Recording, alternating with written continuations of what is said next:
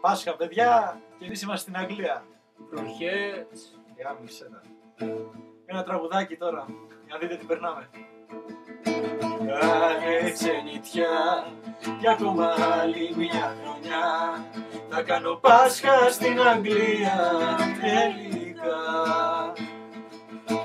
Δεν θα φάω αρνί, ούτε φλαούνα στο φουρνί. Με μακαρόνια θα τη βγάλω με τυρί.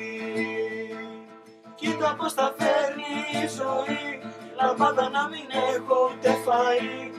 Ήρθε τώρα Πάσχα κι εγώ είμαι στην Αγγλία.